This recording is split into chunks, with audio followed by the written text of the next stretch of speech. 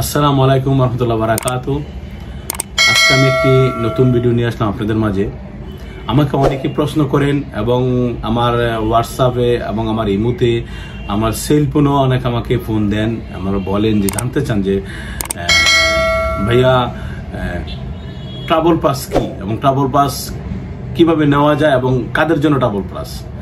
তো আমি ফয়সাল আজকে আপনাদের সাথে স্টেপ বাই স্টেপ বলবো কাদের জন্য ট্রাভেল পাস এবং কারা ট্রাভেল পাস নিতে পারবেন এবং ট্রাভেল পাস কিভাবে নেওয়া যায় এবং কখন ট্রাভেল পাস আপনার প্রয়োজন এবং ট্রাভেল পাস কেন নিতে হয়।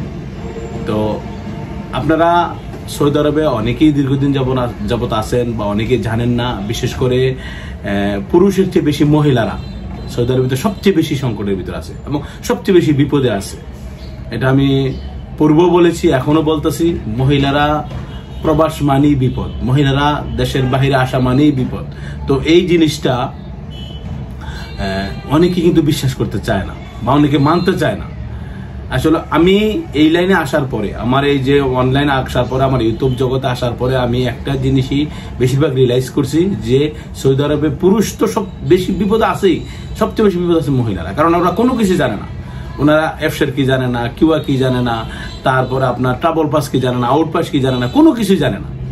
এদেরকে দালালে বলে দিচ্ছে আইসা পড়ছে। এখন কিছু কিছু মহিলারা ভালো পজিশন আছে, ভালো মালিক আছে, কাজ করতেছে, কিছু অনেকে ভেঙে গেছে বা কিছু আপনার অনেক সমস্যার ভিতরে আছে।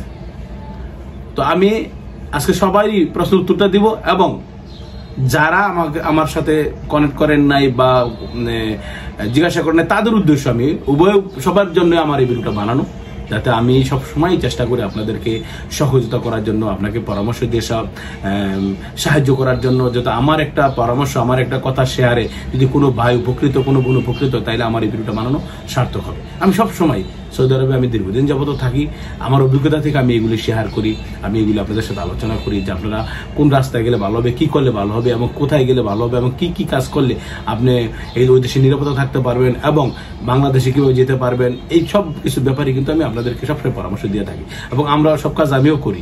এদেশের ভিতরে সৌদি আরবে যে কোনো কাজ আপনি করতে চান আমার এটা করাতে পারবেন, আমরা করি, আমাদের অফিস আছে।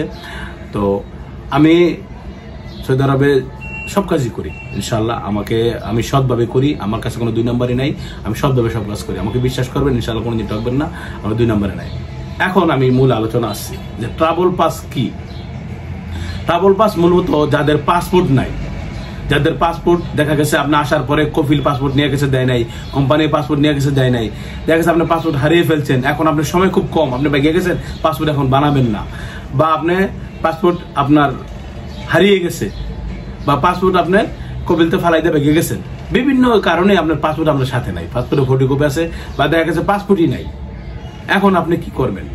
এখন আপনি তো অবশ্যই আপনি বাংলাদেশের নাগরিক, আপনি যখন প্রবাসে আসবেন যে কোনো দেশে, আমি বলছি না শুধু সৌদি আরবে, বিশ্বের যে কোনো দেশে যান, আপনি যে একজন নাগরিক, বাংলাদেশের নাগরিক, আপনার পরিচয় কি, আপনার আইডেন্টি কি, আপনার এনআইডি কার্ড না, আপনার পরিচয়পত্র না, প্রথম আপনার দেখা হবে পাসপোর্ট। যেহেতু আপনি পাসপোর্ট ছাড়া কোনো দেশে কিন্তু ভ্রমণ করা যায় না, তো যেহেতু পাসপোর্ট আপনি একটা দেশে যাবেন, ওই দেশে কিন্তু আপনার পরিচয়, আপনি বাংলাদেশি, আপনি ইন্ডিয়ান, আপনি নেপালি, আপনি ফিলিপিনি, আপনি সৌদি, পাসপোর্টের দিকে তো আপনি আইডেন্টিফাই হয় আপনি কোন দেশের।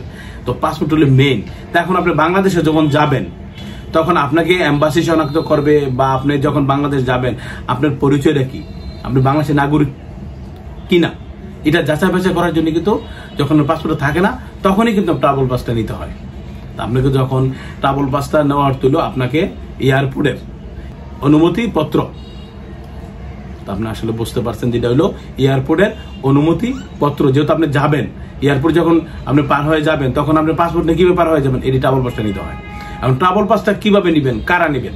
আপনি দেখেন যারা অনেকে আছে পাসপোর্ট নাই ধরা দিচ্ছেন, তাদের কিন্তু জেল থেকে পুলিশ বা কর্মকর্তারা আপনার বাংলাদেশ এম্বাসিতে ট্রাভেল পাসটা করায় দেয়।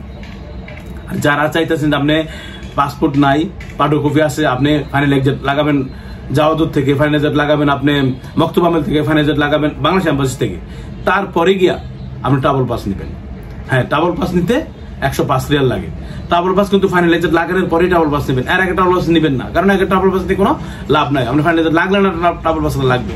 কথা বুঝতে পারছেন? ট্রাভেল পাসটা হইলো আপনার এই আপনি পরে নিবেন, প্রথম নিবেন না। তো ট্রাভেল পাস যাদের পাসপোর্ট নাই, যাদের ফটোকপি আছে বাংলাদেশে যাওয়ার জন্য, তারাই কিন্তু ট্রাভেল পাস নিতে পারবে, অন্য কারোর জন্য ট্রাভেল পাসের কোনো প্রয়োজন হয় না। আশা করি বুঝতে পারছেন কাদের জন্য ট্রাভেল পাস। যে আপনি মহিলা হন, পুরুষ হন, সৌদি আরবে দীর্ঘদিন যাবত আছেন, আপনি পাসপোর্টে ফটোকপি আছে, পাসপোর্ট নাই, আপনি ট্রাভেল পাস নিতে পারবেন। ট্রাভেল পাস নিতে হবে কোথায় থেকে? বাংলাদেশ এম্বাসি থেকে, অন্য কোনো জায়গা থেকে না। আশা করি বুঝতে পারছেন, ক্লিয়ার করে বোঝানোর চেষ্টা করছি। তো আজকে এই পর্যন্তই, দেখাবো অন্য কোনো ভিডিওতে ইনশাআল্লাহ।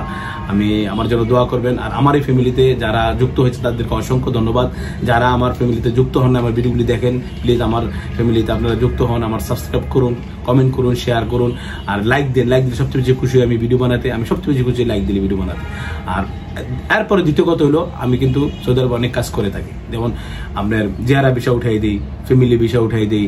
যারা বাংলাদেশ থেকে এখন হজ চলছে, হজের পরে যারা উমরাতে আসতে চান, আমাদের কাছে প্যাকেজ আছে, উমরাতে আসতে চান, উমরাতে আসতে পারবেন। এবং সৌদি আরবের যে কোনো কাজ, হুরুপ, আপনার ইকামা এক্সপায়ার, ইকামার নাম্বার উঠাতে চান, পাসপোর্ট মালুমাত করতে, যে কোনো কাজ বলতে বোঝাইছে সৌদি আরবের সব কাজ, ধরাদের দেশে যাবে সব কাজ আমি করি। আমার স্ক্রিনে দেওয়া নাম্বারে হোয়াটসঅ্যাপ আছে, হোয়াটসঅ্যাপে যোগাযোগ করবেন, ইমোতে যোগাযোগ করবেন।